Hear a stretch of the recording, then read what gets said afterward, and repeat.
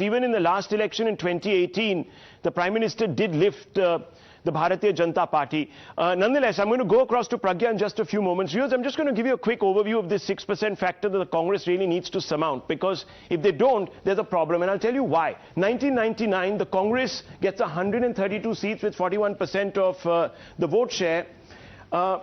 Look down at the bottom. The margin of victory is about 6.5%. The BJP got about 21% of the vote, 44 seats. But it was because of this difference. If you just add up JDU as well as the BJP, the alliance, you will see that it still amounts to, the Congress tally amounts to 6% more. That's the election they win. Now you come straight across here to 2013.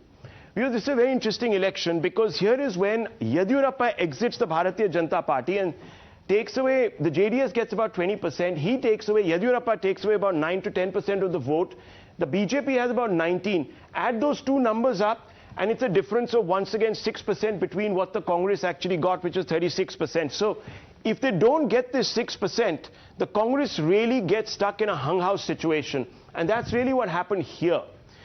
And this is the fundamental aspect of it. And I really want to come across to all of you this morning. Good morning, Smita Prakash, Dr. Ranganathan, Ashutosh Ji, Mr. Raja Gopalan, and Dr. Suman C. Raman and Tehseen. Good morning. Very good morning to all of you. How are you calling this election? I really don't want to call an election ever in this country, because it is so unpredictable.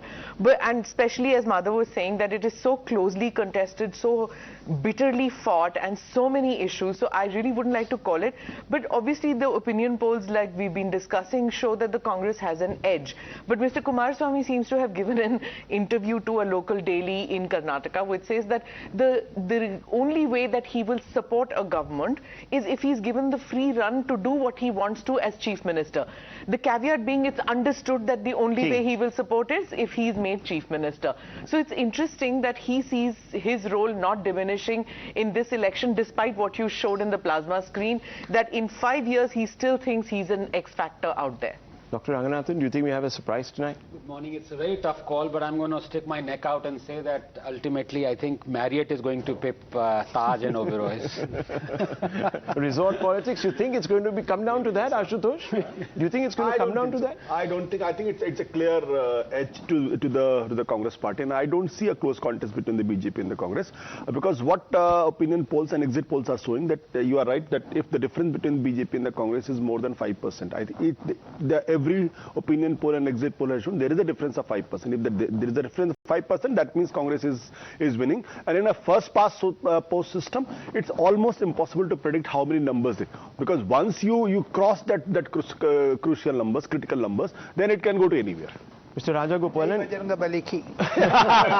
you set the tone. You set the tone this and morning. Second thing, Rahul, my understanding, I will put it in very simple way. That's the only question I'm asking you. You're an insider. Simple way, I say, it's a hung house. BJP has an edge, and who is Sachin Pilot of Karnataka?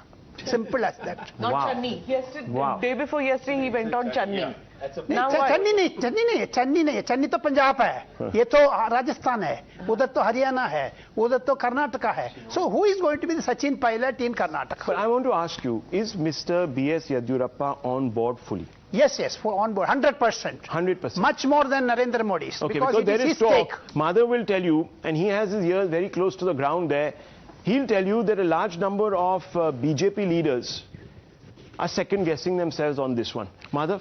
Well, absolutely. You know, one very important and undeniable fact is that Mr. Jagdish Shettar, who ultimately crossed over to the Congress, his ticket was being pitched for by B.S. Yadurappa. So there's questions over there as to what happened within the Lingayat camp. There's also this perception, this Brahmin versus Lingayat narrative that has been sought to be set up by people like H.D. Kumaraswamy. The Congress has time and again tried to capitalize on it, that Lingayats have been humiliated. Whether it actually works on ground is a completely different matter. And I can also tell you, I was there in Bangalore when Mr. B.S. Yadurappa comes for the manifesto release. All the leaders go up and they have a meeting with the party president.